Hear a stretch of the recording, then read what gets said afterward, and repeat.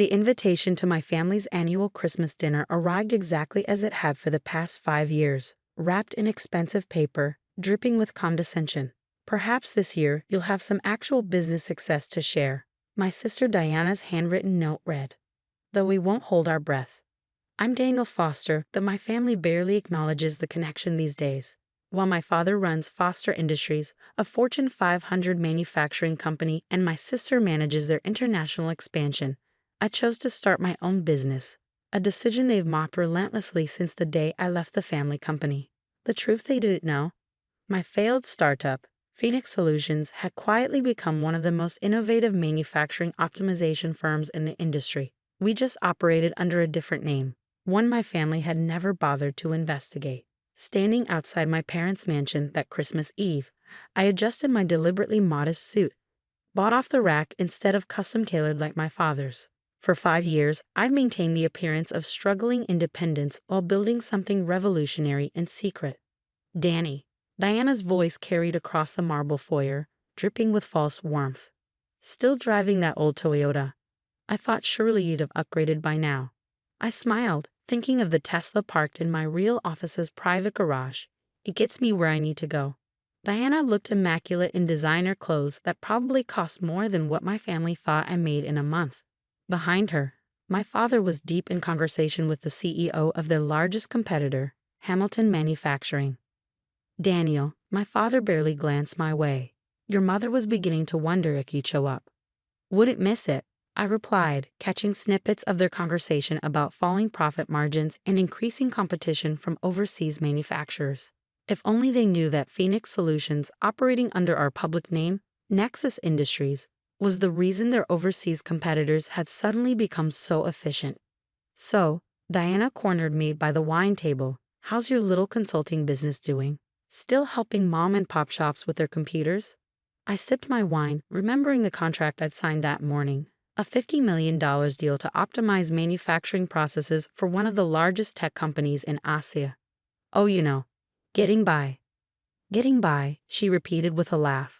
That's all you've been doing for 5 years, Danny. When are you going to admit this entrepreneurship fantasy isn't working out? Before I could respond, raised voices drew our attention to my father's conversation. The numbers don't lie, James, Hamilton's CEO was saying. Asian manufacturers are undercutting us all. They've implemented some kind of new optimization system that's revolutionary. If we don't find a way to compete, both our companies will be in serious trouble within 6 months. My father's face was tight with concern. I knew exactly what they were talking about. Phoenix Solutions had developed an AI-driven manufacturing optimization system that could increase efficiency by 40% while reducing costs by 30%. We'd licensed it to several Asian manufacturers under strict confidentiality agreements. There must be a solution, my father insisted. We've got the best consultants looking into it. I hid my smile behind my wine glass. Those consultants had already approached Phoenix Solutions, not knowing they were talking to the owner's failed son. James, my mother touched my father's arm gently. Perhaps we should discuss this after dinner. It's Christmas Eve. The conversation shifted to safer topics, but I could see the worry lines around my father's eyes. Foster Industries was in trouble, though they'd never admit it to me. Later, as everyone gathered in the dining room, I endured the usual barrage of subtle digs and condescending questions. Still working out of that tiny office downtown, my uncle asked, "When are you going to get a real job?" My cousin wondered. Diana added, "Father's still willing to give you a position at Foster Industries, even after you walked away." I pushed my food around my plate, thinking about the email I'd received just before dinner. Foster Industries stock had dropped another 15% that day. Their board was calling for emergency meetings. The company my grandfather had built, that my father had grown into an industry leader, was teetering on the brink of collapse. And their salvation sat right at their dinner table, eating overcooked turkey and swallowing their insults with practiced ease. My phone buzzed.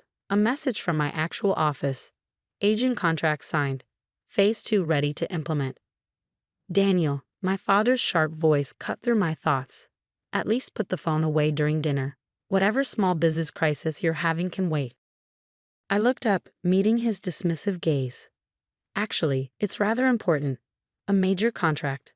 Diana snorted. Major for you maybe, What is it? $1,000? Two. Something like that, I said quietly, thinking of the $50 million now sitting in Phoenix Solutions accounts. The dinner dragged on, but I kept catching fragments of worried conversation between my father and his business associates. Foster Industries was hemorrhaging contracts. Their manufacturing costs were too high, their processes too inefficient. They needed exactly what I'd spent 5 years building. After dessert, I found my father in his study, poring over financial reports. "Dad," I said from the doorway, "I might be able to help." He looked up, irritation crossing his face. "Daniel, I appreciate the offer, but Foster Industries' problems are beyond your experience level." "Are you sure?" "Because I know exactly why Asian manufacturers are outperforming you." That got his attention. "Oh, and how would you know that?" "Because I stopped as Diana burst into the study. "Father, Hamilton just called. They're announcing layoffs after the holidays. The whole industry is in panic mode." My father's face went pale. Hamilton Manufacturing had been the industry leader for decades.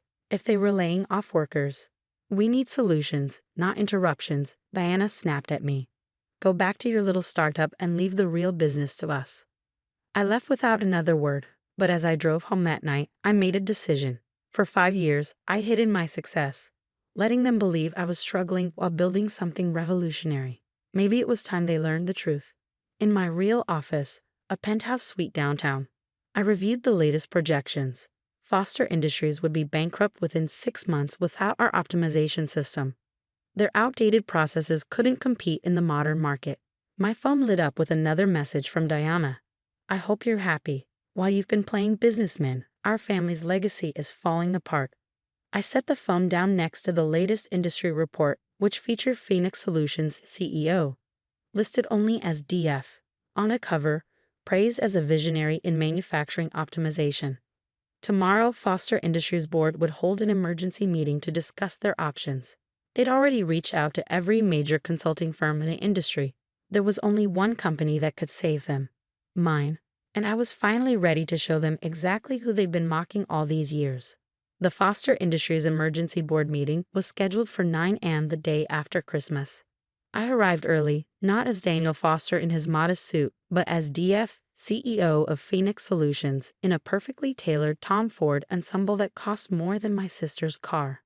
My executive team was already waiting in the lobby, all people who'd believed in my vision when I started with nothing but determination and an innovative algorithm. "Are you ready for this?" Sarah Chen, my COO, asked quietly. She'd been with me since the beginning, when we worked out of a tiny office above a Chinese restaurant. "I've been ready for 5 years," I replied, watching my father's Rolls-Royce pull up to the curb. The boardroom was packed when we entered. My father sat at the head of the table, looking older than I'd ever seen him. Diana hovered nearby, her usual confidence replaced by barely concealed panic. "Thank you for meeting with us on such short notice," my father began, not recognizing me in my CEO persona. "As you know, Foster Industries is facing unprecedented challenges." Alan finished his prepared speech about the company's history and importance to the industry. Finally, he got to the point. "We need Phoenix Solutions' optimization system. Your company has revolutionized manufacturing efficiency, and we're prepared to offer whatever licensing terms you require." I opened my laptop and projected our analysis onto the screen. Foster Industries is losing $2 million per day with your current processes. At this rate, you'll be bankrupt within 4 months, not 6 as your analysts predicted. Diana's sharp intake of breath told me my numbers had hit home. "However," I continued, "implementing our system would increase your efficiency by 40% and reduce costs by 30%. We've achieved similar results with manufacturers across Asia." "Name your price," one of the board members said. I stood up slowly. "Before we discuss terms, there's something you should know about Phoenix Solutions' ownership structure." "Is this really relevant?" Diana interrupted. "We need solutions, not corporate history." "Oh, I think you'll find this very relevant," I smiled, removing the colored contact lenses I'd worn to subtly alter my appearance. "Particularly you, Diana. And you, Dad." The room went silent as recognition dawned on their faces. "Danny?" Diana whispered, her designer purse slipping from nerveless fingers. "Actually, it's Daniel," I corrected her. "Or DF. as unknown in the industry. You know, the CEO you've been trying to meet with for the past 3 months. My father's face had gone pale. This is impossible. Your company, you work out of that small office downtown. A front, I explained. Phoenix Solutions' real headquarters is in the Wilson Tower penthouse. That little consulting business you've been mocking. It's worth $4.2 billion as of this morning's market evaluation. Diana collapsed into a chair. All this time, when we were making fun of your startup, you were mocking the company that's now positioned to either save or destroy Foster Industries. I finished. Ironic, isn't it? The board members were whispering among themselves, some looking impressed, others concerned. Why? My father finally asked. Why hide your success? Why let us believe? Because I wanted to build something on my own merits, I said. Not as James Foster's son, but as my own person. And because watching you underestimate me was surprisingly motivating. I pulled up another slide, our standard contract terms. Now let's discuss how Phoenix Solutions can help Foster Industries survive the next decade. You're enjoying this, Diana accused, some of her old sharpness returning. No, I corrected her. I'm not here for revenge. I'm here because despite everything, this company is still my grandfather's legacy. I won't let it fail if I can prevent it. The next 2 hours were intense. I laid out exactly how our optimization system would transform their manufacturing processes. The board members who had ignored me at countless family gatherings now hung on my every word. These terms are very generous, my father said finally, studying the contract. More generous than what you've offered other companies. Consider it a family discount, I replied, though I don't expect to be mocked at any more Christmas dinners. Diana laughed suddenly, a genuine laugh, not her usual condescending one. God, Danny, Daniel, we've been such fools. Yes, I agreed pleasantly, you have. As the board members filed out, my father remained behind. He looked lost, staring at the empire I'd built while he wasn't watching. I didn't see it, he said quietly. All these years I was so convinced I knew best, that the only path to success was following in my footsteps. Sometimes the best path isn't the obvious one, I replied, gathering my things. By the way, that old Toyota I drove to Christmas dinner, it belongs to my office manager. My actual car is the McLaren P1 in the parking garage. His eyebrows shot up. The green one? That's $1 million car. 1.2 million actually. I bought it the day Deanna told me I'd never amount to anything without the family name. The implementation of Phoenix Solutions system took 6 months. Foster Industries' stock price tripled. The manufacturing sector called it one of the greatest corporate turnarounds in recent history. I kept my small downtown office though. Sometimes I go there to remember how it all started. One person with a dream, fueled by determination and family doubt. Deanna stopped sending condescending Christmas invitations. Instead, she invited me to lunch, eager to learn how her little brother had revolutionized an entire industry. My father stepped down as CEO last month. The board unanimously voted to merge Foster Industries with Phoenix Solutions, with me as CEO of the combined company. You've exceeded every expectation I never had, he told me at the merger announcement. I'm sorry I didn't see your potential sooner. The old Foster Industries sign came down today. The new one reads Phoenix Foster Global. Below it, in smaller letters, is the company motto I chose. Success isn't inherited, it's earned. My sister sent me a text after seeing it. Subtle dig at the family there, little brother. Not a dig, I replied. Just a reminder that sometimes the person you underestimate the most becomes the person you need the most. The small office downtown? I kept it, converting it into an incubator for startup founders who, like me, have dreams bigger than their families can imagine. After all, nothing motivates quite like being underestimated. In my new office, I keep 2 photos on my desk. One shows me and Sarah in our original tiny office, surrounded by takeout containers and dreams. The other is from last year's Christmas dinner, the first where my family finally saw me for who I really am. Success, I've learned, isn't about proving others wrong. It's about proving yourself right. But watching their faces when they realize how badly they underestimated you, that's just a satisfying bonus. Still wasting time with paintings? Michael's voice dripped with disdain as he surveyed my studio apartment, his expensive Italian shoes looking out of place among my scattered art supplies. Look at you, Sophie, 30 years old and living like a college student. I continued working on my canvas, refusing to give him the satisfaction of a response. The afternoon light filtered through my paint-splattered windows, casting a warm glow on the cityscape I was creating. "Dad's worried about you," he continued, picking up a brush with 2 fingers like it might contaminate him. "We all are.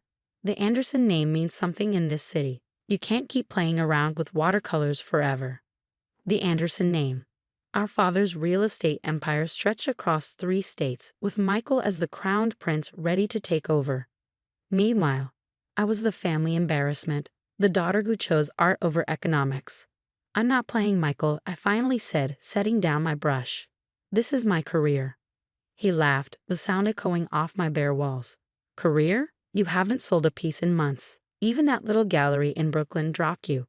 The reminder stung. Harrison Gallery had indeed terminated my contract last month, but not for the reasons my family assumed. I'd been the one to walk away when I discovered they were undervaluing local artists' work. "Why are you really here?" I asked, wiping my hands on my paint-stained apron. Michael's expression shifted to what he probably thought was brotherly concern.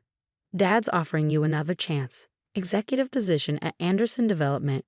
Your own office, company car, real salary. All you have to do is give up this hobby." I looked around my small studio. Canvases lined the walls, some finished, others in progress. My latest series explored urban development's impact on communities, something my family's company never considered when demolishing historic buildings for luxury condos. "Tell Dad thanks, but no thanks. I'm good here." "Good?" Michael gestured around incredulously. "You call this good? Sophie, you're living on instant noodles and hope." Meanwhile, I just closed a $50 million deal. "Congratulations," I said flatly. "I'm sure the country club is very impressed." His face hardened. "You know what? Fine. Keep pretending you're some tortured artist, but don't come crying to us when you can't make rent." After he left, I sat on my paint-splattered stool, his words echoing in my mind. The truth was, I hadn't told my family about the changes in my life. They didn't know about the meetings I'd been having, the plans I'd set in motion. My phone buzzed. A text from Maya, my best friend since art school. "Just heard about the Harrison thing. You okay?" I smiled, typing back, "Better than okay. Meeting with investors tomorrow. Still want in." Her response was immediate. "Hell yes. The art world won't know what hit it." 6 months earlier, I'd started noticing a disturbing pattern in New York's gallery scene. Small galleries were being bought out by large corporations, artists were being exploited, and authentic voices were being silenced in favor of mass-market appeal. That's when the idea hit me. What if there was a gallery chain that actually supported artists? One that offered fair commissions, promoted diverse voices, and helped build communities around art? I spent months developing the business plan, using skills I'd learned growing up in a business-focused family, skills they never realized I'd absorbed. Maya, who'd gone on to get her MBA while maintaining her art practice, helped refine the numbers. The next morning, I stood before a panel of investors in a borrowed suit, my hands still faintly stained with paint. "Ms. Anderson," the lead investor leaned forward, "your proposal is intriguing. A chain of galleries focused on artist advocacy and community engagement. But why should we trust an artist to run a multi-million-dollar business?" I met his gaze steadily, because I understand both worlds. I know what artists need to thrive, and thanks to my family background, I know how to make it profitable. The current gallery model is broken. I can fix it. 2 hours later, I walked out with initial funding of $10 million. My hands shook as I called Maya. "They're in," I breathed. "All of them." Maya screamed so loud I had to hold the phone away from my ear. "I told you." "When do we start?" "Immediately. Start contacting the galleries on our list." "And Maya?" "Not a word to my family. Not yet." Over the next year, I worked in secret.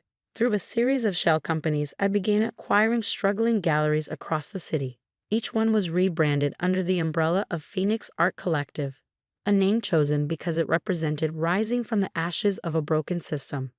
The changes were subtle at first. Higher commission rates for artists, community workshops, partnerships with local schools. But soon, word spread in the art community. Phoenix galleries became known as places where artists were treated fairly and art was accessible to everyone. I moved out of my studio apartment into a modest 2-bedroom, converting one room into an office. My family assumed I'd finally started selling enough paintings to afford it. They didn't know I now own 15 galleries across New York, with plans to expand to Chicago and Los Angeles. Then came the call that would change everything. Sophie, Maya's voice was urgent. Anderson Development just announced plans for a new luxury complex in Soho, mixed-use retail and residential. So, they announce new projects all the time. No, you don't understand. They're partnering with Arts United Corporation for the retail spaces. And guess who owns all the galleries Arts United wants to acquire? My heart stopped. Phoenix Art Collective owned every major gallery in their target area. They can't proceed without our approval, I said slowly, realization dawning. Nope. I could hear Maya's grin through the phone. Your brother's $50 million deal. It's worthless without your signature. That night, I received an email from Anderson Development's legal team, requesting a meeting with Phoenix Art Collective's CEO. They didn't know that the mysterious owner they needed to negotiate with was the same person they'd dismissed as a failed artist. I poured myself a glass of wine, studying the email. After years of condescension and dismissal, my family was about to discover exactly what I built while they were busy mocking my choices. The meeting was scheduled for next week. I had 7 days to prepare for the moment my family would realize that the daughter they'd written off as a dreamer now held the key to their biggest deal of the year. I picked up my phone to text Maya, "Clear your schedule. It's time for the Andersons to meet Phoenix." The Anderson Development Conference Room hadn't changed in the 10 years since I'd last been there. The same mahogany table dominated the space. The same Manhattan skyline stretched beyond floor-to-ceiling windows. Only now, I wasn't here as the disappointing daughter. Maya sat beside me, tablet in hand, professional in her tailored suit. We'd arrived early, waiting for the Anderson team to make their entrance. "Nervous?" she whispered. "Oddly calm," I replied, straightening the portfolio before me, like everything's finally falling into place. The door burst open. Michael strode in first, followed by our father and their legal team. They faltered slightly seeing me there. "Sophie," Michael's forehead creased. "What are you doing here? This is a private meeting." I smiled pleasantly. "I know, I'm right where I'm supposed to be." Dad's expression darkened. "We're meeting with Phoenix Art Collective's CEO. If this is another attempt to prove yourself." "Actually," Maya interrupted smoothly, "you are meeting with Phoenix's CEO." She gestured to me. "Sophie Anderson, founder and chief executive of Phoenix Art Collective." The silence that followed was deafening. Michael's mouth opened and closed like a fish out of water. Dad gripped the back of a chair, his knuckles white. "That's impossible," Michael finally sputtered. "Phoenix owns half the major galleries in New York. They're worth $47 million at last valuation." I finished for him. "Though with our Chicago expansion next month, that number's expected to double." Dad sank into a chair. "You're saying, all this time I was building something," I said calmly. "Something that matters. While you were busy mocking my art career, I was revolutionizing how galleries operate in this city." Michael's shock transformed into calculation. "Why didn't you tell us? We could have worked together from the start." "Really?" I raised an eyebrow. "Like when you called my work a hobby last week, or when Dad offered me a pity position because he thought I was failing." "That's different," Dad protested. "We didn't know." "Exactly. You didn't know because you never bothered to look past your own assumptions." I opened my portfolio. "Now shall we discuss the Soho development project?" Michael straightened his tie, slipping into business mode. "Yes, well, our proposal is straightforward. Arts United Corporation will manage all gallery spaces in the new complex." "That won't work," I said, sliding documents across the table. "Phoenix has exclusive rights to all major gallery operations in that area. Arts United can't proceed without our cooperation." "What do you want?" Dad asked quietly. "Full control of the gallery spaces. Phoenix will manage them directly, maintaining our artist-first policies and community engagement programs." Michael scoffed. "That's not how luxury developments work. We need prestigious names, high-end clients." "You mean like the Clinton Foundation, which exclusively books their charity art auctions through Phoenix? Or the MoMA trustees who partner with us for emerging artist showcases?" I smiled at his stunned expression. "I understand this business, Michael, better than you think." Maya pulled up projections on the conference room screen. Phoenix galleries generate 40% more revenue per square foot than traditional galleries. Our community programs drive consistent foot traffic, and our artist-friendly policies attract top talent. Dad studied the numbers, his expression unreadable. And if we refuse, then you lose the Arts United partnership and the Soho project falls apart. Your choice. Hours later, I sat in my office, my real office, on the top floor of Phoenix's headquarters. The contract was signed. Anderson Development would get their luxury complex, and Phoenix would expand its mission to support artists and communities. My phone buzzed with a text from Michael. We should have dinner. Talk about old times. Another from Dad. I was wrong. Your mother would have been proud. I set the phone aside without responding. Through my window, I could see the lights of the city coming on, including a warm glow from several Phoenix galleries where evening art classes would be starting. Maya appeared in my doorway. Your brother's been calling me. Wants to know if he'll come to family dinner on Sunday. What did you tell him? That you're busy teaching an art class to underprivileged kids. She grinned. The CEO stuff is just your side hustle. I laughed, then grew serious. Do you think I'm being too hard on them? They're trying to jump on your success train after spending years at the station mocking your tickets. Maya sat down across from me. You don't owe them instant forgiveness. She was right. Maybe someday I'd be ready for family dinners and holiday gatherings. Maybe someday they truly understand that success isn't just about profit margins and prestigious names.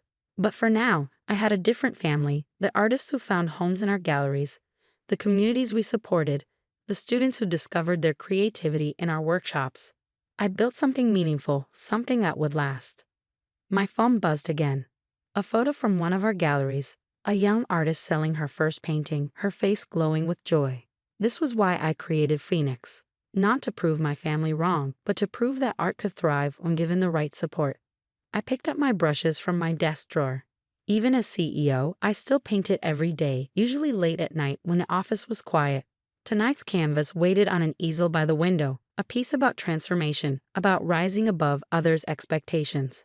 A text from Maya. You showed them what a failed artist can do. I smiled, mixing colors on my palette.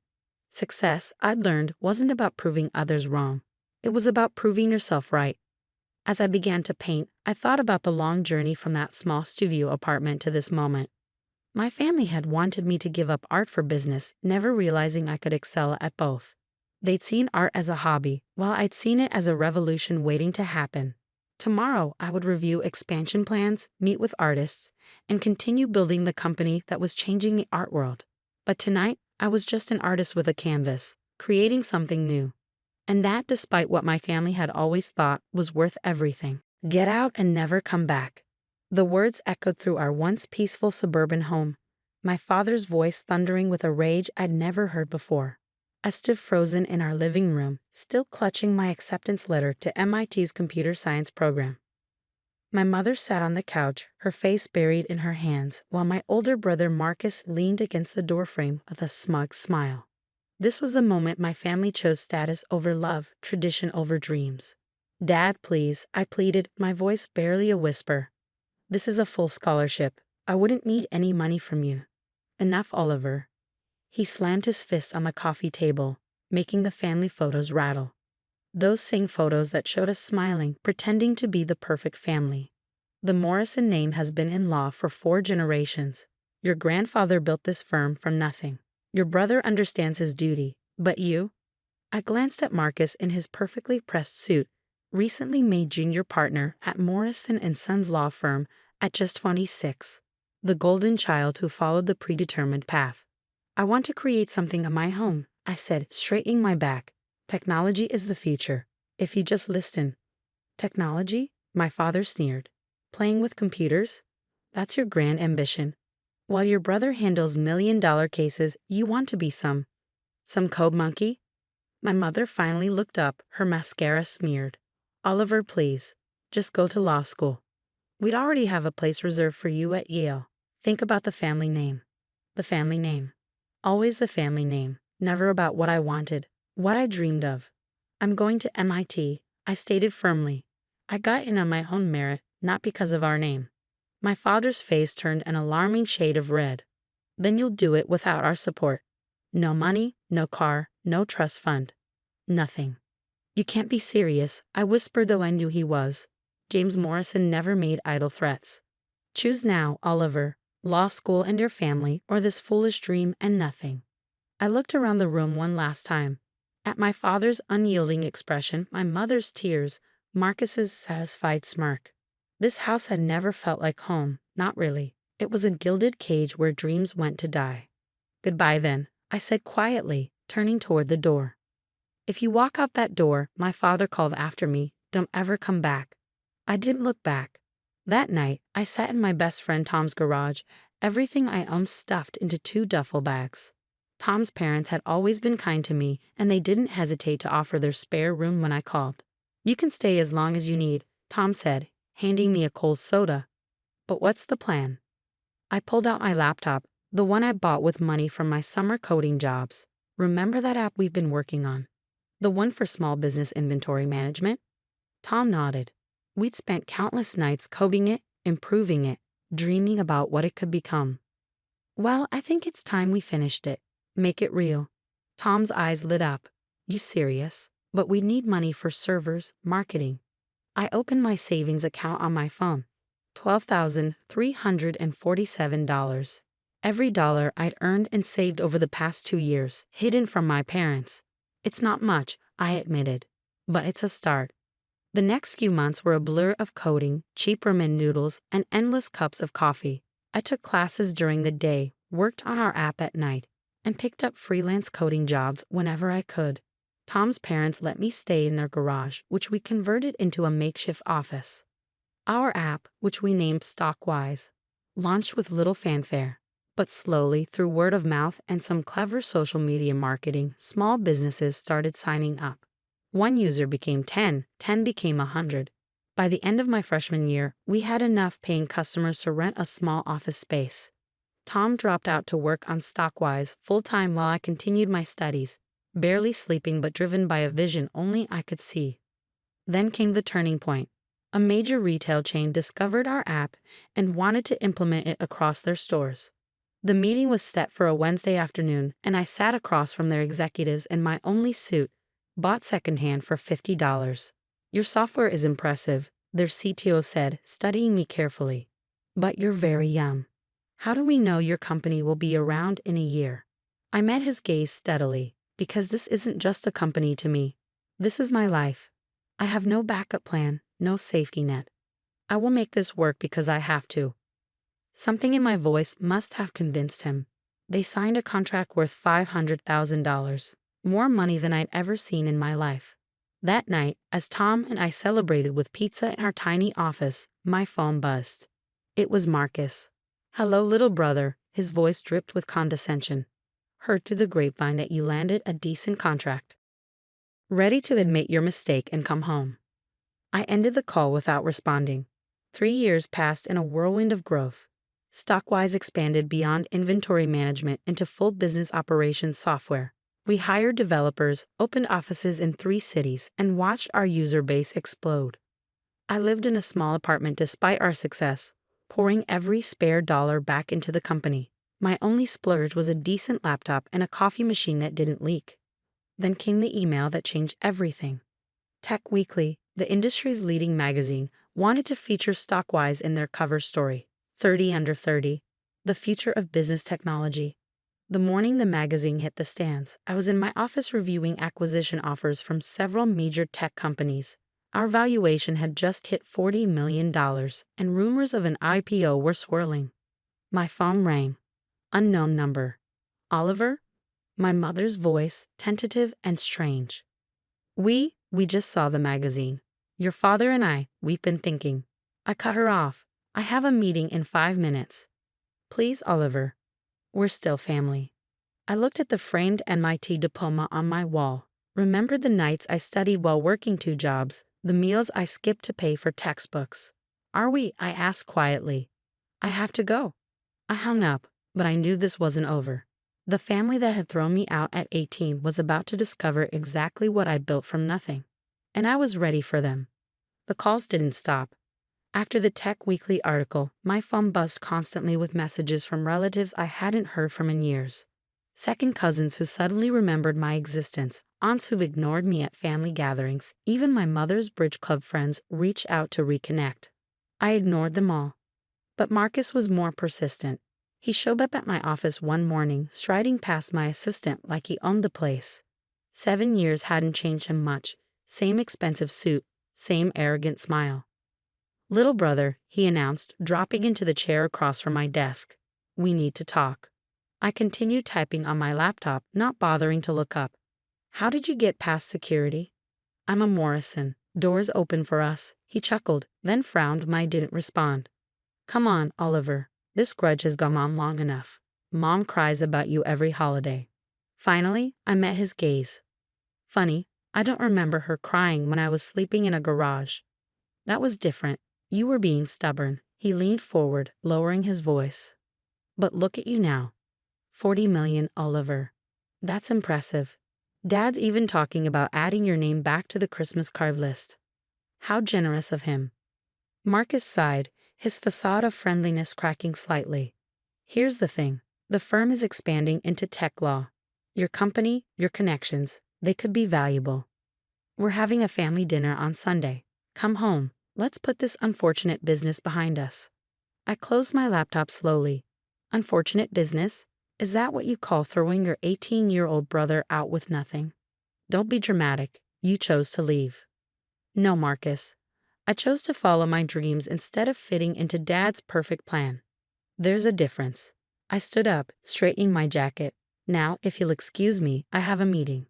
"Don't be like this," he called after me. "We're family." I paused at the door. "Family? Let me tell you about family, Marcus. Tom's parents, who gave me a place to stay when I had nothing.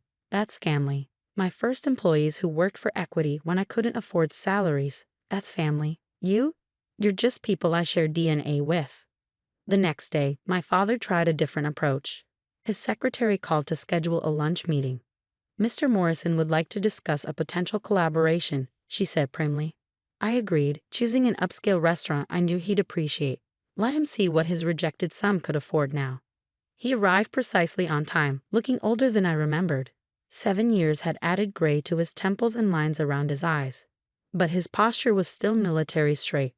"Oliver," he nodded, sitting down. "You look successful."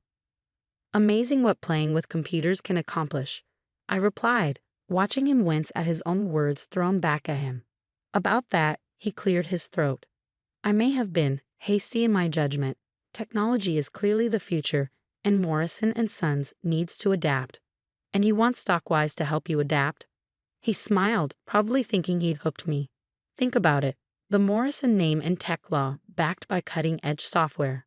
We could dominate the market. Your brother's already working on the partnership agreement." "Of course he is." I sipped my water. "Tell me, Dad, did you read the whole article about me?" He blinked, caught off guard. I skimmed it. There was an interesting quote. "Want to hear it?" I pulled out my phone and read. When asked about his incredible success, Morrison credits his drive to early hardship. After being cut off by his wealthy family at 18, he built Stockwise from nothing, working multiple jobs while attending MIT on scholarship. The color drained from his face. "Oliver, that's ancient history." The article went viral, Dad. Everyone in the tech world knows how the mighty Morrisons threw out their son for daring to chase his dreams. Makes for a compelling story, doesn't it? The self-made success versus the old money law firm. "What do you want?" he demanded, his mask of civility cracking. "Money? Public apology." I laughed, and for the first time in 7 years, I felt truly free. "I want nothing from you. That's what you never understood. I didn't need your money or your name. I just needed you to believe in me. And now?" "Now?" I stood up, dropping my napkin on the table. "Now I have a company to run. Enjoy your lunch, Dad. I hear they make an excellent humble pie." But they weren't done yet. That Sunday, my mother tried her approach. She waited outside my apartment building, knowing I couldn't avoid her there. "Oliver, please," she called out as I walked past. "Just talk to me." I stopped, taking in her designer outfit, the expensive car waiting at the curb. "What's there to talk about, Mom?" "I'm sorry," she whispered. "We were wrong. So wrong. But we're still your parents. Don't you miss us at all?" For a moment, I remembered being small, feeling safe in her arms. But that memory was overshadowed by the image of her sitting silently while Dad threw me out. "I missed you every night I went hungry saving money for textbooks," I said quietly. "I missed you when I graduated MIT, looking out at an audience full of proud parents while my seats were empty. I missed you when I landed my first major contract and had no one to celebrate with except my friend's family." Tears streamed down her face. "We can make it right. Come to dinner on Sunday. Everyone will be there. We'll be a family again." I stepped around her, heading toward my building. "I have a family, Mom. I built it myself, just like I built everything else in my life. People who believe in me, support me, celebrate my successes without trying to take credit for them. Oliver, please." "Goodbye, Mom. Tell Dad his tech law division will have to succeed without Stockwise. And tell Marcus," I smiled slightly. "Tell him doors don't always open just because your name is Morrison." That night, I sat in my office, looking out over the city lights. Tom came in, carrying 2 beers. "Rough week?" he asked, handing me one. "My family suddenly remembered I exist," I said, taking a long drink. "Now that I'm worth something." Tom nodded thoughtfully. "You know, my parents still ask about you. Dad's making his famous barbecue this weekend." I smiled, remembering countless dinners at their house. The way they'd celebrated every small victory with me, treated my dreams as valuable instead of foolish. "Tell them I'll be there," I said. "That's what real family does, right? Shows up when it matters." Tom raised his bottle. "To family, the ones we choose." I clinked my bottle against his, "To choices that make us stronger." The next morning, I walked into a board meeting to discuss our upcoming IPO. My phone buzzed with another message from Marcus. "Don't be stubborn. Family is forever." I turned off my phone, smiling as I took my seat at the head of the table. He was wrong. Family isn't forever, not the kind that only loves you when you're valuable to them. Real family, the kind you build yourself, loves you even when you're sleeping in their garage, dreaming impossible dreams. And I had built something better than the Morrison name. I had built my own legacy. "It's nothing personal, Maria," Harold Barnes said, not bothering to look up from his computer as he dismissed 15 years of loyal service. "We're upgrading the building's image, going more upscale." I stood in his office, still wearing my cleaning uniform, my hands raw from scrubbing floors all morning. "Upscale," I repeated, trying to keep my voice steady. "Yes." He finally glanced at me, his expression a practiced mix of corporate condescension and fake sympathy. "The new owners want to attract more prestigious tenants. We're bringing in a professional cleaning service." "I am professional," I said quietly. "I've cleaned this building for 15 years. I know every inch of it." "That's not the point." He sighed like I was a child failing to understand simple math. "Barnes and Associates is growing. We need this building to reflect our status." "You understand, don't you?" I understood perfectly. I understood that the small law firm I'd watched grow from 2 attorneys to 20 no longer wanted a middle-aged Mexican woman cleaning their precious offices. I understood that all those mornings I'd arrived at 4 a.m. to make sure everything was spotless before their first client meeting meant nothing. "My severance?" I asked, pride making my spine straight despite the humiliation burning in my chest. 2 weeks' pay. He slid an envelope across his mahogany desk, the same desk I polished every night for years. "You can finish out the week." I took the envelope, resisting the urge to tell them how many of his company's secrets I knew from emptying their trash and overhearing late-night conversations. How many confidential documents I'd seen carelessly left on desks and fax machines. "Thank you for the opportunity, Mr. Barnes," I said instead, my accent careful and measured like my mother had taught me.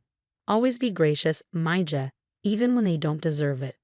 He was already back to typing on his computer, dismissing me from his mind as easily as he dismissed me from my job. I walked out of Barnes and Associates, past the other offices I cleaned in the 12-story building. Accountants, insurance agents, a small tech startup. Most of them barely knew my name, though I knew everything about them. Which ones came in early, which stayed late, which were having affairs with their secretaries. My cart waited in the hallway, cleaning supplies neatly organized. 15 years of 4 a.m. starts, of back-breaking work, of being invisible unless something wasn't perfectly clean. All ended with a 2-week severance check and a casual dismissal. "Mama?" My daughter's voice came through my phone as I rode the elevator down. How did it go? Sophia. The reason I'd worked so hard, why I cleaned offices while studying English at night, why I'd saved every extra penny I could. They're letting me go, I said simply. Silence for a moment. Then, I'll be home in an hour. Don't cook, I'm bringing dinner. You have classes. They can wait. This is more important. I smiled despite everything. My brilliant daughter, in her second year of business school, still thought having dinner with her mother was more important than her studies.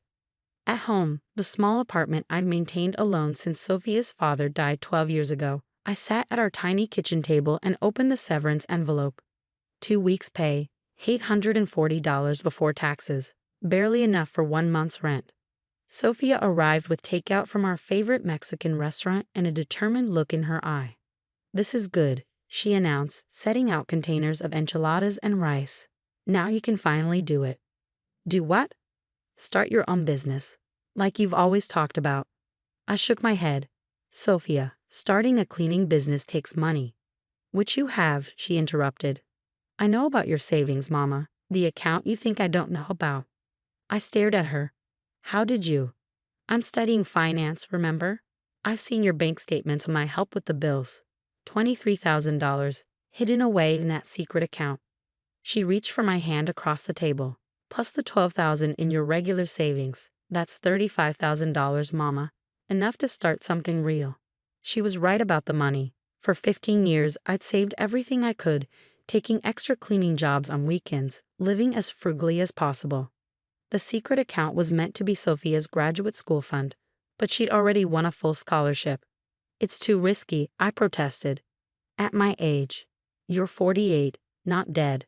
Sophia's eyes blazed with the same determination her father's had shown when he first asked me to marry him. And you know more about commercial cleaning than any of those professional services Barnes is hiring. She pulled out her laptop, her most prized possession, bought with her scholarship money. Look what I found. She showed me a website for a commercial cleaning franchise. Initial investment, $30,000. They provide training, supplies, insurance, everything you need to start. But here's the best part, you don't need it. What do you mean? You already have better connections than they do. How many business owners have you talked to over the years?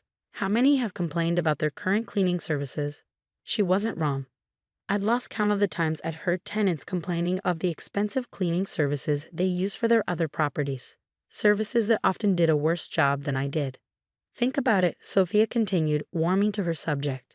You start small, underbid the big companies but provide better service, build a reputation, then expand. I looked at my daughter, so confident, so certain of success, just like her father had been. Manuel had always believed in taking risks, in building something of our own. Before cancer took him, he'd made me promise to give Sophia every opportunity possible. Maybe it was time to give myself an opportunity too. Okay, I said slowly, but we do this smart. No franchise fees. We start small, build slowly. Sophia's face lit up. Really? You'll do it? Yes. I squeezed her hand. But first, you help me write a letter to Mr. Barnes. The letter was simple but pointed. Dear Mr. Barnes, thank you for 15 years of employment at Barnes & Associates. While I regret that my services no longer meet your standards, I appreciate the opportunity to have learned so much about commercial property maintenance and business operations. I will complete my final week as requested. Please ensure my replacement knows about the faulty lock on the supply closet door, the temperamental heating system on the 8th floor, and Mr. Davidson's severe dust allergies. Best regards, Maria Suarez. I hand-delivered it to his office the next morning. He probably never even read it. The next few weeks were a blur of activity. Sophia helped me register the business, Elite Commercial Services, a name she chose because it sounds expensive, and create professional-looking business cards and flyers. I used some of my savings to buy commercial-grade equipment, better than what I'd been using at Barnes & Associates. My first client was easy. Dr. Patel, a dentist who'd always treated me with respect when I cleaned his office in the building. When he heard I was starting my own company, he immediately hired me to clean his other 2 practices. Finally, he said, signing the contract, someone who knows what they're doing. Word spread. Within 2 months, I had contracts for 6 small medical offices and 3 law firms. I hired 2 workers, both experienced cleaners I knew from my years in the business. Unlike the big companies, I paid them well and treated them with respect. 6 months in, Elite Commercial Services had 15 clients and 5 employees. Sophia helped me set up proper payroll and insurance systems, using what she was learning in her business classes. Every night, she'd come home excited to show me something new she'd learned that could help the company grow. "You need to think bigger, Mama," she said one evening as we reviewed the books. "You're making more profit than Barnes & Associates pays their cleaning service and providing better quality." "How do you know what they pay?" She grinned. "I have my sources, and I know their new service is terrible. 3 complaints in the last month alone." I tried not to feel satisfied about that, but I did. Especially when I heard through the grapevine that the professional service Barnes had hired was charging twice what I used to cost them. 1 year after being fired, Elite Commercial Services had 30 clients and 12 employees. We'd moved into a small office of our own, complete with a storage room for supplies and a break room for the staff. Sophia insisted on professional uniforms for everyone, dark blue with the company logo she'd designed. That's when I got the call that would change everything. "Mrs. Suarez?" The voice was unfamiliar. "This is David Chen from Meridian Property Group. We're interested in discussing your services for our entire portfolio of buildings." I sat up straighter. Meridian was one of the largest commercial property owners in the city. "Of course, Mr. Chen. I'd be happy to meet." "Actually," he interrupted, "we'd like you to come to our offices tomorrow morning. Our CEO would like to speak with you directly." The next day, I walked into Meridian's luxurious downtown headquarters wearing my best suit, another of Sophia's insistences. "You're a CEO now, Mama. Dress like one." The CEO of Meridian Property Group was not what I expected. Sarah Chin was maybe 40, dressed in a simple black dress that probably cost more than my monthly payroll. She greeted me with a firm handshake and a direct gaze. "Mrs. Suarez," she gestured to the chair across from her desk. "Thank you for coming. I've heard interesting things about your company." I sat down, back straight, channeling Sophia's confidence. "Good things, I hope." "Very good." She opened a folder on her desk. "You've taken 15 clients from advanced commercial cleaning in the past year. All of them report higher satisfaction rates with your service despite your lower prices." I nodded, wondering where this was going. "Advanced Clean has been our provider for 10 years, she continued. "We have 63 properties in their portfolio, but lately their quality has been declining." My heart started beating faster. 63 properties. "We're considering making a change," Sarah said, "but I have concerns about your company's capacity to handle that volume." I met her gaze steadily.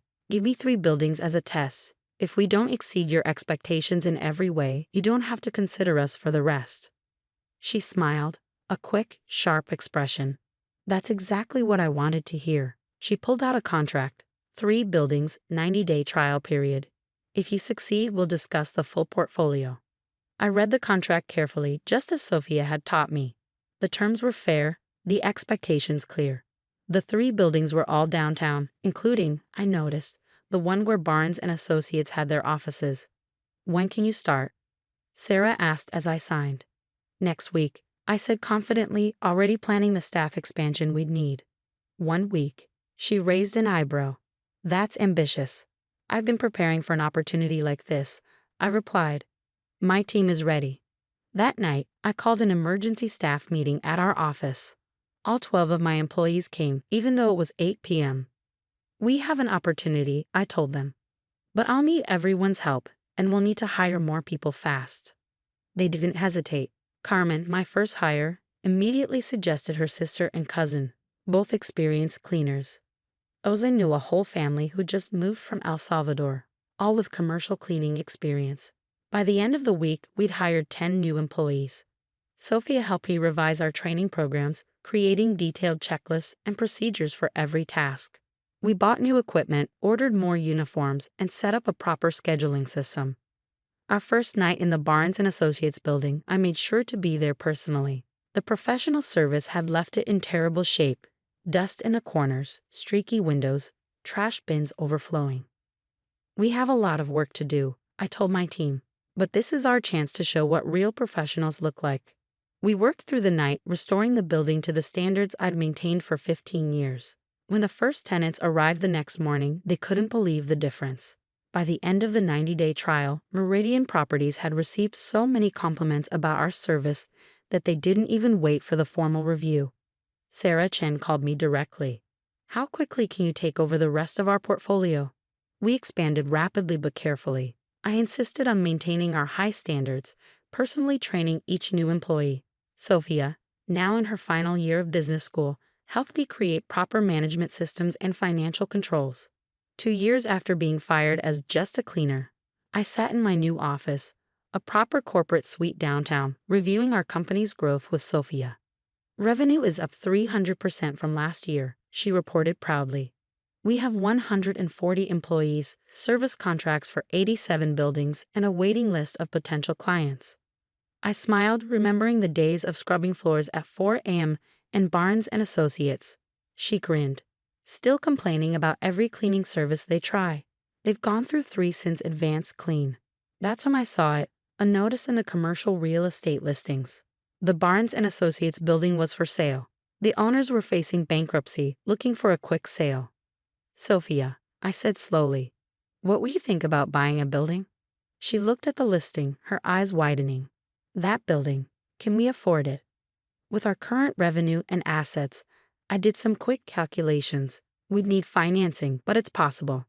She was already pulling up financial models on her laptop, skills she'd learned in business school now put to use for our company. "If we use the company's profits as collateral and with your personal assets, yes, we could make this work." I thought about Harold Barnes, about his casual dismissal of my worth, about all the tenants who'd treated me as invisible during my years cleaning their offices. "Make the calls," I told Sophia, "but keep my name out of it. Use the holding company we set up." The negotiations took 2 months. The owners, desperate for cash, accepted our offer, slightly below market value but all cash, thanks to some creative financing Sophia arranged.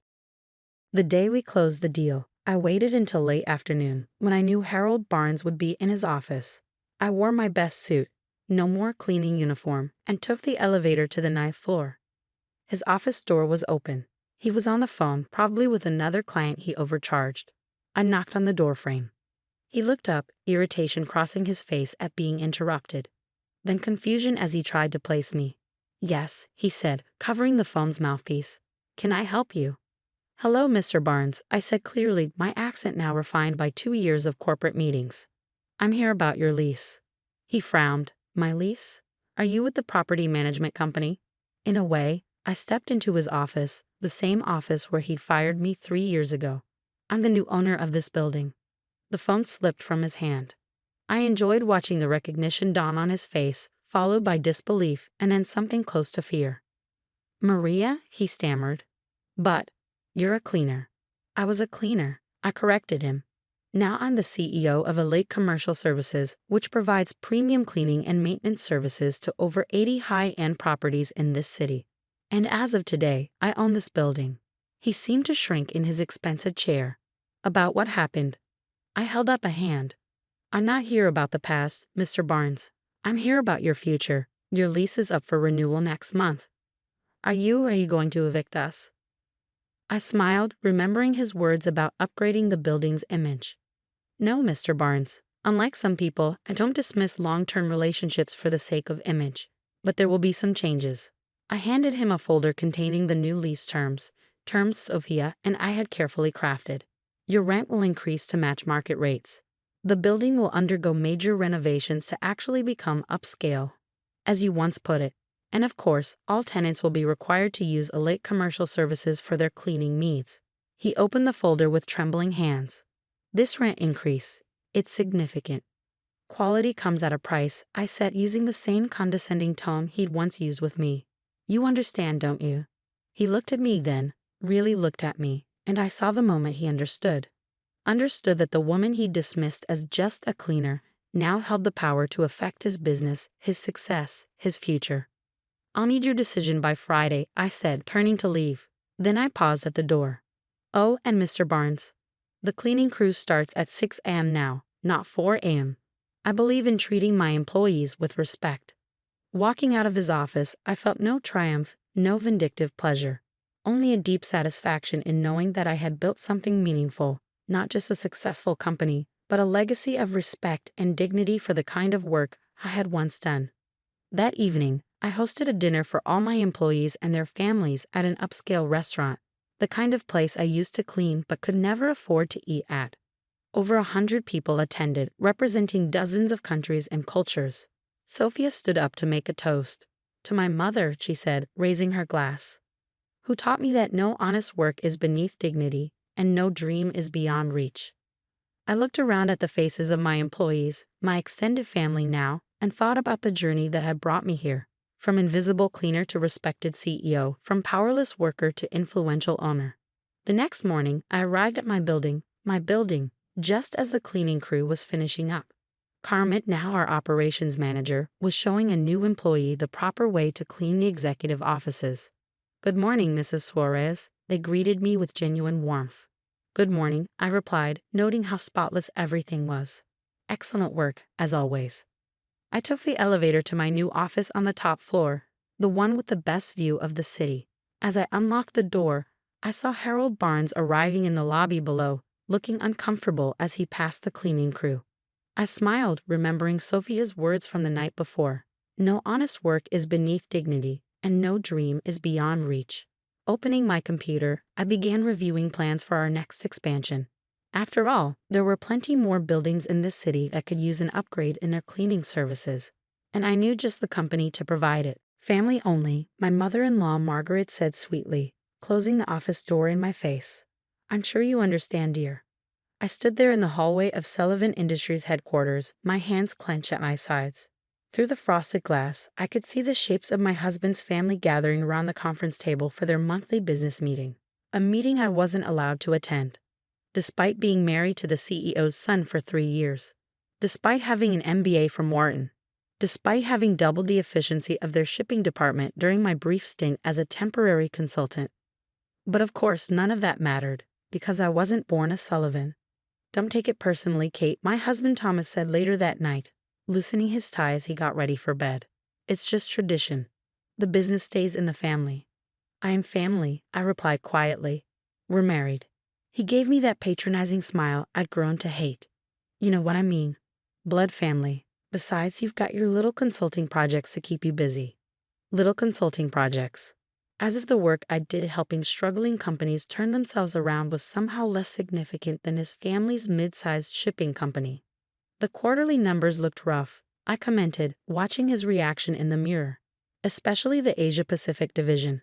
His smile faltered slightly. "Been peeking at confidential documents again?" "No, I read the public financial statements, like any interested investor would." I turned to face him. "You're losing market share to smaller, more agile competitors. Your infrastructure is outdated and your management structure is." "Enough?" He cut me off sharply. "You don't know everything, Kate. The Sullivans have been running this business for 3 generations. We know what we're doing." I let it drop, but I knew better.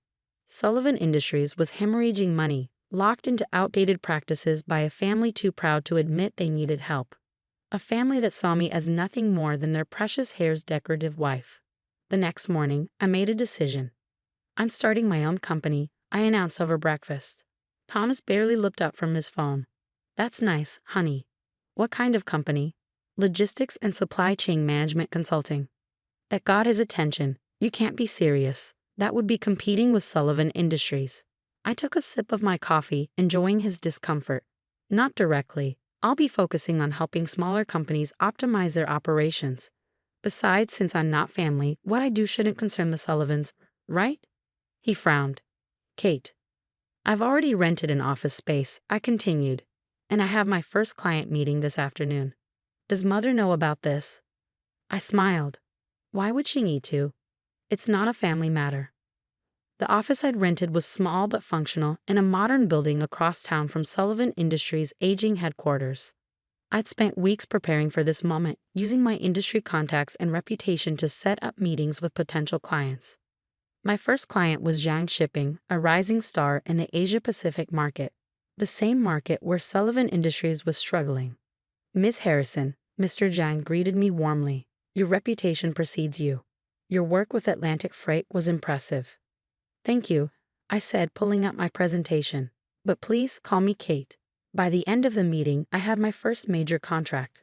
Within 6 months, Phoenix Logistics was handling consulting for 3 of the fastest-growing shipping companies in Asia. Our innovative approaches and cutting-edge technology solutions were making waves in the industry. Thomas, meanwhile, grew increasingly distant. He spent more time at Sullivan Industries, attending endless family meetings where they presumably discussed their declining market position. "You could help them, my best friend Sophia said over lunch one day. "Save the family business." I shook my head. "They don't want my help. They made that very clear." I paused, considering, but maybe they'll accept help from someone else. That evening, I registered a new company, Avalon Partners, a private equity firm specializing in acquiring and turning around struggling logistics companies. The ownership was carefully hidden behind layers of shell corporations. As Phoenix Logistics grew, I quietly built Avalon's war chest. Every successful consulting job, every innovative solution we developed, brought me closer to my goal. Then came the news I'd been waiting for. Sullivan Industries is looking for investors, my source at Goldman Sachs informed me. They're hemorrhaging cash. Word is they'll consider any serious offer. I smiled, thinking of all those closed doors, all those family-only meetings. Set up a meeting, but use Avalon's attorneys. I don't want the Sullivans to know who they're really dealing with. 2 weeks later, I sat in my office reviewing Avalon's offer to Sullivan Industries. The terms were generous but came with conditions: complete restructuring of management, modernization of systems, and new blood in key positions. My phone buzzed, a text from Thomas. "Family emergency meeting tonight. Don't wait up." I could imagine the scene, the Sullivan family gathered around their conference table, Margaret at the head, all of them trying to figure out how their precious family empire had come to this. "Time to head over," I told my assistant. She looked confused. "To Sullivan Industries? I thought the Avalon meeting wasn't until tomorrow." I smiled, gathering my things. "It's not, but I have a family meeting to crash." The security guard at Sullivan Industries recognized me, nodding as I walked in. The old building was quiet at this hour, most employees gone home. But light spilled from under the main conference room door, along with the sound of raised voices. I took a deep breath, straightened my jacket, and opened the door. The arguing stopped immediately. Every Sullivan face turned to stare at me. Thomas, his mother Margaret, his brothers Peter and James, their wives, who were apparently family enough to attend, and old Gerald Sullivan himself, patriarch of the clan. "Kate." Thomas stood up. "What are you doing here? This is a family meeting." "Yes, I know." I walked to the head of the table, opposite Margaret, "and we have a lot to discuss." "How dare you?" Margaret sputtered. "This is a private meeting about Avalon Partners' offer to buy controlling interest in Sullivan Industries." I placed my briefcase on the table. "Yes, I know all about that." Thomas frowned. Have you been spying on us?" "No," I said calmly. "I've been waiting for you to finally admit you need help." I pulled out a folder and slid it across the table. "And now I'm here to offer it." Old Gerald picked up the folder, his hands shaking slightly as he opened it. "What is this?" "That," I smiled, "is proof that I own Avalon Partners. And tomorrow morning, I'm going to make an offer to buy Sullivan Industries." The silence that followed was deafening. "This is ridiculous," Margaret said, but her voice trembled slightly. "You can't possibly have the resources to buy Sullivan Industries." I pulled out another document. Phoenix Logistics made $40 million in profit last year. Avalon Partners manages a $2 billion investment fund. Would you like to see the proof? Peter, Thomas's older brother, snatched the paper from his mother's hands. "These numbers can't be real. You're just a what, Peter? A woman? An outsider? Someone not good enough to sit in your precious family meetings?" I leaned forward. "While you were all busy protecting your traditions, I was building something bigger than Sullivan Industries could ever be." "Why are you doing this?" Thomas asked quietly. He looked lost, like he was seeing me for the first time. "To hurt us? For revenge?" I softened my tone slightly. "No, Thomas. I'm doing this to save the company you all claim to love so much." I gestured at the financial reports spread across the table. "You're 3 months away from bankruptcy. Your Asia-Pacific division is bleeding money. Your technology is a decade behind the competition, and your management structure is a mess." Old Gerald cleared his throat. "And what exactly do you propose to do about it?" All eyes turned to the Sullivan patriarch. In his prime, Gerald had built Sullivan Industries from a small regional player into a national force. But he'd spent the last decade watching his children slowly dismantle his legacy. I propose, I said, to do what I've been trying to do for 3 years. Modernize your operations, streamline your management, and make Sullivan Industries competitive again. By taking control from the family, Margaret's voice dripped with disdain. No, I corrected, by saving it from the family. I opened my laptop and pulled up a presentation. This is what Sullivan Industries could be. I've already implemented these systems at 3 of the fastest growing shipping companies in Asia. Your competitors are evolving. You need to evolve too. And if we refuse your offer, James, the youngest Sullivan brother, asked, then I'll watch you go bankrupt, buy the assets at auction for pennies on the dollar, and implement my plans anyway. I met each of their eyes in turn. The only difference is whether you want to be part of the solution or part of the problem. Margaret stood up abruptly. This is outrageous. Gerald, you can't seriously be considering. Sit down, Margaret. Old Gerald's voice carried the weight of decades of authority. She sat. He turned to me, his weathered face unreadable. You've built all this in just 3 years? Yes. While my children were busy excluding you from meetings and protecting their turf? Yes. A slow smile spread across his face. The first real smile I'd seen from him in years. Well done, Father, Margaret protested. He held up a hand, silencing her. I've watched you all slowly destroy everything I built because you were too proud to admit when you needed help. Too convinced that being born a Sullivan made you automatically qualified to run a modern shipping company. He looked at me with newfound respect. Meanwhile, the one person who could have helped us was sitting right here, being told she wasn't family enough. Thomas reached for my hand under the table. I pulled away. The offer expires tomorrow at noon, I said, standing up. If you accept, we'll begin restructuring immediately. If you refuse, I shrugged. Well, I hear bankruptcy court is unpleasant this time of year. I walked to the door, then turned back. Oh, and one more thing. If you accept, the first change will be ending the family-only policy for meetings. Merit, not birth, will determine who sits at this table. The next morning, I arrived at my office to find Thomas waiting outside. How long? He asked as I unlocked the door. How long what? How long have you been planning this? I considered the question as I made coffee. I wasn't, at first. I just wanted to build something of my own since your family made it clear I wasn't welcome in their business. I handed him a cup. But when I saw how successful Phoenix Logistics was becoming, while Sullivan Industries kept declining, well, let's just say opportunity knocked. You could have told me.